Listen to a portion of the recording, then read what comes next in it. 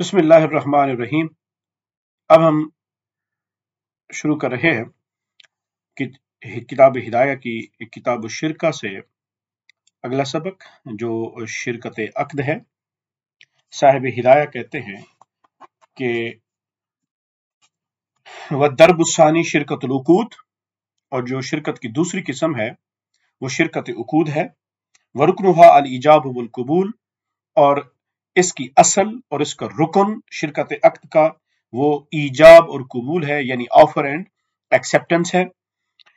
वहुआ अन यकूल अहदहुमा, और ये ईजाब कबूल क्या है, और ये उनमें से एक का ये कहना, एक शरीक का, एक पार्टनर का, एक फरीक का, कि शारकतो का, कि मैंने तुम्हें अपने साथ बिजनेस के अंदर शरीक किया, फी कजा व कजा, इस तरह में। व यकूल आखर, और दूसरा ये कहता है कबिल तो, कि मैंने कबूल किया। तो ये ईजाब व कबूल के साथ ये अक्द मुनक़िद हो जाएगा। और अहनाफ के नजदीक अक्द की असल, अक्द का रुकन वो सिर्फ एक ही है, जिसे सीगा कहा जाता है, या जिसे हम ईजाब और कबूल कहते हैं। और मुताकिदैन माकूद अलैह, अहनाफ के नजदीक ये अक्द की असल में शुमार नहीं होते, बल्कि ये अक्द के वसफ में शुमार होते हैं। जबकि जमहूर, जिनमें मालकिया, शवाफे और हनाबिला शुमार होते हैं, उनके नजदीक मुताकिदैन, माकूद अलैह और सीगा, ये तीनों की तीनों अक्द की असल शुमार होते हैं। तो इसके अलावा कुछ बुनियादी तसव्वुरात हैं शिरकत के अंदर, जिनका फहम साहिब हिदाया की सारी गुफ्तगू को शुरू करने से पहले जरूरी है कि उन्हें इब्तिदा के अंदर डिस्कस कर लिया जाए, क्योंकि साहिब हिदाया ने ये जो बुनियादी तसव्वुरात हैं उनको यहाँ पर तज़किरा नहीं किया, और ये अंडरस्टूड समझा कि जो हिदाया को पढ़ रहा है उसको ये बुनियादी मालूमात का इल्म है। असल में जब भाई शिरकत के अक्द की बात आती है, तो जब हम बदाउस्सना या साहिब मबसूत और मुख्तलिफ फुक़हा को देखते हैं, तो ज़रा वो बहुत सारी तफसील में जाकर गुफ्तगू करते हैं। उसकी तफसील ये है कि जब भी शुरकाए अक्द, कॉन्ट्रैक्ट ऑफ शिरका, शिरकतुल अक्द के सारे पैरा तनाजुर में हम गुफ्तगू कर रहे हैं। अक्द साइन करने के लिए वो बैठे हैं। अब सवाल यह है कि भाई अक्द साइन करते वक्त क्या शुरका के लिए जरूरी है कि हर एक शरीक या तो अपना सरमाया हवाले कर दे मजलिस अक्द में, या वो ये बता दे कि उसका सरमाया कितना होगा, 10 लाख होगा, 20 लाख होगा, यानी कोई एक अमाउंट वो मुकर्रर तौर पर बता दे। क्या ये लाजमी है या ये लाजमी नहीं है? इस बारे में फुक़हा के अंदर इख्तलाफ पाया गया। तो ये आपके सामने जो तस्हील के लिए ये एक टाइम लाइन है हमारे पास, T0, T1, Tn-1 and Tn। T0 से मुराद ये वो वक्त है जिसे हम कहते हैं मजलिस अक्द, जब तमाम शुरका बैठे हैं और कॉन्ट्रैक्ट साइन कर रहे हैं कि अब हम कोई बिजनेस करना चाहते हैं मुश्तरका। T1 ये कॉन्ट्रैक्ट के बाद का वक्त है, और ये वो वक्त है कि जब वो मुश्तरका कारोबार के लिए बाकायदा शुरू करना चाह रहे हैं मुश्तरका कारोबार को, और उसके लिए पहली खरीदारी करने जाते हैं। तो वो जो पहली खरीदारी है उसको कहते हैं T1। Tn से मुराद ये मुनाफा की तकसीम का वक्त भी है, या आप ये भी कह सकते हैं कि ये शिरकत के खत्म होने का वक्त है, क्योंकि शिरकत जब खत्म होगी तो ला माला मुनाफा की तकसीम भी होगी, या नुकसान होगा तो नुकसान की तकसीम होगी। नफा नुकसान की तकसीम का जो वक्त है वो Tn है। और Tn-1 जो कि n-1 है, तो इससे वो पिछला टाइम है, यानी ये कोई ऐसा टाइम हो सकता है जिसमें हम ये कह सकते हैं कि मुनाफा की तकसीम से पहले का वक्त, 1 घंटा, 1 मिनट, 1 दिन, 2 दिन, 3 दिन, ये Tn-1 ये वो टाइम है। अब ये 4 हमारे पास टाइम है। अब ये देखना जरूरी है कि फुक़हाए इस्लाम के नजदीक, फ़िक़्ह इस्लामी के अंदर शुरका पर ये कब लाजिम होता है, कब तक उनके पास टाइम होता है कि वो अपना सरमाया शिरकत या तो हवाले कर दें या फिर बता दें कि कौन कितना सरमाया लगाएगा। इस हवाले से हमारे पास मालकी, शाफी और हम्बली फुक़हा के नजदीक हर शरीक पर लाजिम है कि वो अपना सरमाया शिरकत इसी टी नॉट के ऊपर दे दे। यानी जमहूर फुकहा, अहनाफ के अलावा जमहूर फुकहा का कहना यह है कि मजलिस अक्द के अंदर वो अपना सरमाया शिरकत या तो हवाले कर दें या फिर बता देंगे कौन कौन कितना सरमाया लगाएगा। अगर वो ये बताए बगैर मजलिस अक्द से उठ जाएंगे तो फुकहा जमहूर ये कहते हैं कि ये मजलिस, ये जो कॉन्ट्रैक्ट होगा शिरकत का, शिरकत अक्द का, ये बातिल करार पाएगा। इनके बरक्स जो अहनाफ हैं वो थोड़ी सी वसअत दिखाते हैं। अहनाफ के यहाँ अगर मजलिस अक्द में सिर्फ इतनी बात तय हो गई कि शुरका आपस में राजी हो गए कि हम एक शराकती बिजनेस करेंगे और नफा नुकसान में शिराकत करेंगे, वो इतनी मुतलक बात करके उठ गए तो भी अक्द शिरकत ये दुरुस्त होगा, बातिल नहीं होगा अहनाफ के नजदीक।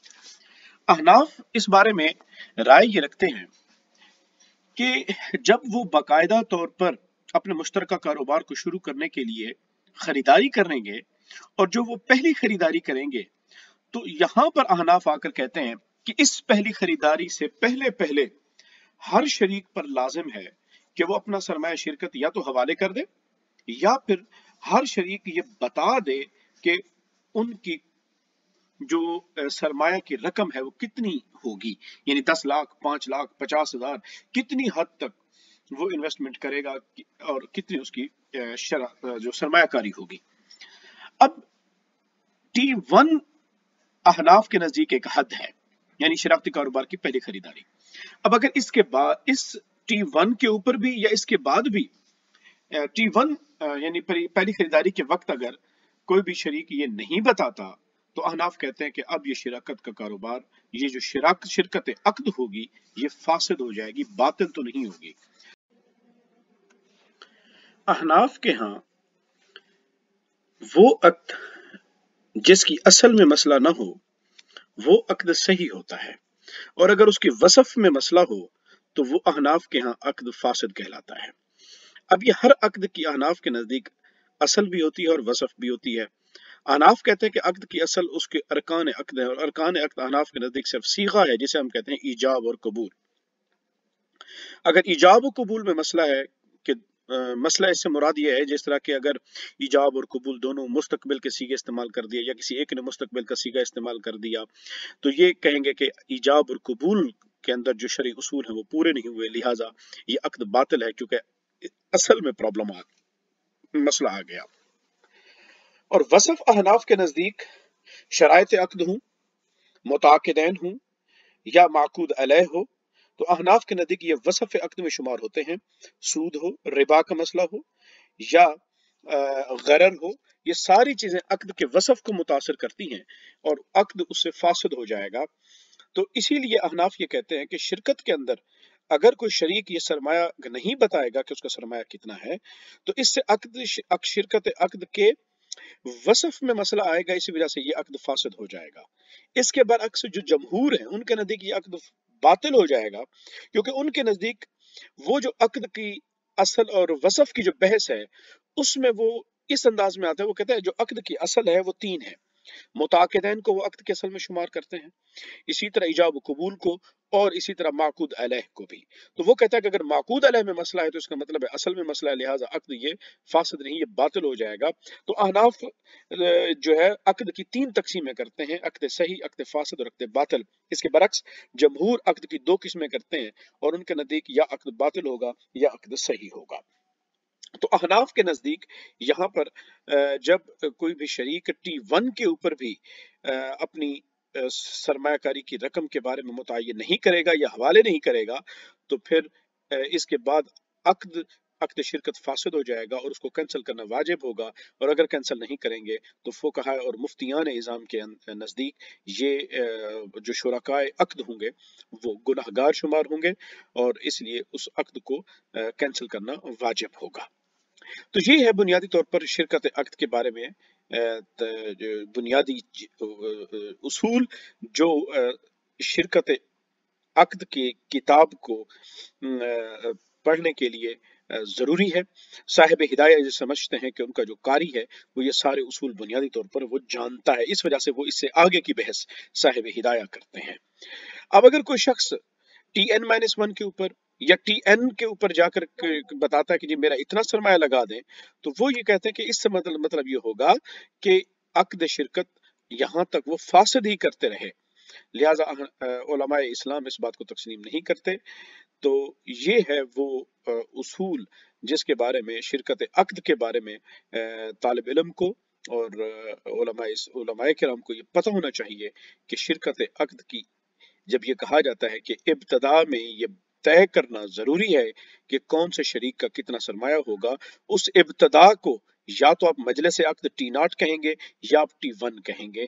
इसके बाद का जो टाइम है वो इब्तदा नहीं कहलाता। इब्तदा के ये दो ही टाइम हो सकते हैं, या T1 या T0।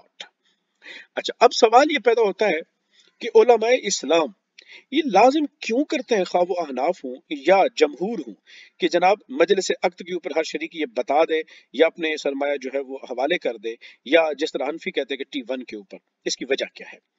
वो कहते हैं असल असल उसूल ये है कि शरह मुनाफा का तयन इब्तिदा में करना जरूरी है। अब जब जो शरह मुनाफा है, अब हर पार्ट अगर शरीक की ख्वाहिश होगी जब मुस्तकबिल में मुनाफा TN के ऊपर कमाया जाएगा तो हर शरीक ये ख्वाहिश करेगा ज्यादा से ज्यादा मुनाफा उसको मिले, तो शरीयत ये कहती है कि वहां पे झगड़ा हो जाएगा। इसलिए ये बात इब्तदा में तय करके चलें सारे शुरका के कौन कितना मुनाफा लेगा। अब मुनाफा का जो तयन है, हर शरीक की ख्वाहिश होगी जो ज्यादा से ज्यादा मिले, वो मुंह खोल के मांग लेगा। तो उसके पास कौन सी लिमिट है या स्टैंडर्ड है जिसे देख के ये तय किया जाए कि जनाब इस शरीक को हम इतना देंगे, इस शरीक को हम इतना देंगे, फलां शरीक को हम इतना देंगे। आखिर हम उनके पास ये तय करने के लिए कि किस शरीक को कितना दिया जाए, वो मेयार क्या होगा, वो बेंचमार्क क्या होगा, वो स्टैंडर्ड क्या होगा। तो उसके लिए फिर फुकहा कहते हैं कि हर शरीक का जो शरह सरमायाकारी है वही उसका मेयार होगा, बेंचमार्क होगा। मिसाल के तौर पर अगर एक शरीक का इन्वेस्टमेंट शेयर शरह सरमायाकारी जो है वो 30% है, तो कहते हैं अब ये हमारे पास एक स्टैंडर्ड आ गया। अब हम उस शरीक के तजर्बे को देखकर, उसके क्या वो साइलेंट पार्टनर है या वो काम करेगा, इस सूरत को देखकर, और यही चीजें और उसके ये ज्यादा ज़हीन है, बिजनेस की ज्यादा समझ है, इस चीज को सामने देखते हुए हम ये तय करेंगे कि आया इसको इस 30% से ज्यादा प्रॉफिट दें या 30% के बराबर दें या 30% से कम दें। तो ये तय करने के लिए कि कौन से शरीक को कितना मुनाफा देंगे, हमारे पास किसी न किसी बेंचमार्क का होना जरूरी है, और वो बेंचमार्क है बुनियादी तौर पर इन्वेस्टमेंट शेयर, जिसे हम कहते हैं कि शरीक का शरह सरमायाकारी। अब शरीक का शरह सरमायाकारी आपको कब पता चलता है? उसका फार्मूला ये है कि हर शरीक का सरमाया उसको डिवाइड कर देते हैं कुल सरमाए के साथ और उसको ज़र्ब दे देते हैं 100 के साथ, तब हमें जाकर इन्वेस्टमेंट शेयर पता चलता है। अब जब हमारे पास किसी भी एक शरीक का सरमाया उसका इल्म नहीं होगा, कि मिसाल के तौर पर 4 शुरका हैं और हर शरीक ने अपनी इन्वेस्टमेंट बता दी 1 लाख, 2 लाख और 3 लाख, लेकिन चौथे ने कहा जी मैं बाद में बताऊंगा। अब उसने ना T0 पे बताया, ना उसने T1 पे बताया। अब हमें कैसे पता चलेगा कि वो शुरका जो पहले अपने इन्वेस्टमेंट बता चुके हैं उनका इन्वेस्टमेंट शेयर कितना है? ठीक है, चौथे ने नहीं बताया, लेकिन जिसने बता दिया है क्या उसका इन्वेस्टमेंट शेयर पता चल सकता है? वो हमारे लिए प्रॉब्लम बन जाएगी। क्यों? इसलिए कि हर शरीक का सरमाया जब हम यहाँ पर तकसीम में ऊपर रखेंगे, इसे हम न्यूमरेटर कहते हैं, और जब कुल सरमाया नीचे होगा डिनोमिनेटर, तो कुल सरमाया तो अननोन है, ये तो गैर मालूम है, नामालूम है। कुल सरमाया इस वजह से नामालूम कि 3 शुरका का तो पता है, चौथे ने अभी बताया नहीं, उसने कहा जी मैं फ्यूचर में बताऊंगा। तो ये वाली रकम अगर अननोन रहेगी तो इस फार्मूले के अंदर फिर हम किस तरह ये मालूम कर सकते हैं कि किस शरीक का सरमाया शरह सरमायाकारी कितनी है। अब जब हमारे पास इन्वेस्टमेंट शेयर का पता नहीं होगा तो इन्वेस्टमेंट शेयर के ला इल्मी की वजह से ये कैसे तयन कर सकेंगे कि कौन से शरीक को कितना मुनाफा दें, क्योंकि हमारे पास स्टैंडर्ड तो इन्वेस्टमेंट शेयर है। तो इसी वजह से फुकहा लाजिम करते हैं कि असल जो फसाद को खत्म करना था वो फसाद ये था कि हर शरीक ये झगड़ा करेगा कि जनाब मुझे मुनाफा ज्यादा से ज्यादा दें। इसलिए शरीयत ने कहा कि इब्तदा में T0 पर या T1 पर ये तय करके चलो कि कौन सा शरीक कितना शरह मुनाफा लेगा। लेकिन सवाल फिर भी था कि शरह मुनाफा का तयन कैसे किया जाए, तो कहा शरह मुनाफा का तयन करेंगे हम स्टैंडर्ड को देखकर, बेंचमार्क اور وہ ہے ہر شریک کا شرح سرمایہ کاری، انویسٹمنٹ شیئر. اور انویسٹمنٹ شیئر آپ اس وقت تک معلوم نہیں کر سکتے جب تک کہ آپ کے پاس ٹوٹل سرمایہ نہ ہو، اور ٹوٹل سرمایہ آپ کو اس وقت تک پتہ نہیں چل سکتا جب تک کہ ہر خریدار، ہر شریک کی شرح سرمایہ کاری کی رقم متعین نہ ہو. تو یہی وجہ ہے کہ جمہور نے ٹی ناٹ کے اوپر مجلس عقد کی بات کہی، احناف نے شراکتی کاروبار کی پہلی خریداری کی بات کہی کہ ہر شریک ان اوقات میں وہ اپنی شرح سرمایہ کاری یا تو بتا دے یا حوالے کر دے، کم سے کم اتنا تو پتہ طے ہو جائے کہ اس کی انویسٹمنٹ شیئر کتنی ہے. ادروائز مجلس عقد کو کراس کر کے نکلیں گے تو جمہور کہتے ہیں کہ شرکت سرے سے منعقد ہی نہیں ہوگی اور باطل ہو جائے گی. احناف کے نزدیک شرکت منعقد ہو جائے گی، لیکن T1 پر ان کے لیے لازم ہے کہ وہ یہاں پر یہ بتا دیں. اگر اس وقت بھی نہیں بتایا تو اور بزنس کو چالو رکھا تو پھر وہ کہتے ہیں کہ یہ شرکت فاسدہ ہوگی اور وہ سارے شرکا گناہگار شمار کیے جائیں گے. اب ہم واپس آتے ہیں صاحب ہدایہ کی طرف کہ صاحب ہدایہ کہتے ہیں وَشَرْطُهُ أَن يَكُونَ التَّصَرُّفُ الْمَعْقُودَ عَلَيْهِ عقد شرکت قابل للوکالت. اور اس عقد شرکت کے منعقد ہونے کی شرط کیا ہے؟ وہ شرط یہ ہے کہ وہ جو شرکاء ہیں ان کے لیے یہ ضروری ہے کہ وہ اس بات کا خیال رکھیں کہ جس چیز پر عقد شرکت منعقد ہو وہ قابل للوکالہ ہو، یعنی وکالت کے قابل ہو، اور اس کے اوپر توکیل ہو سکتی ہو. وہ ایسا کام ہو، وہ ایسی چیز ہو جس کے اوپر وکالت کی جا سکتی ہو، تاکہ اس شرکت کے بعد اس مال پر، اس چیز پر تصرف سے حاصل کیا جانے والا مال، منافع ان دو شرکاء کے درمیان مشترک ہو اور پھر عقد شرکت کا مقصود حاصل ہو جائے.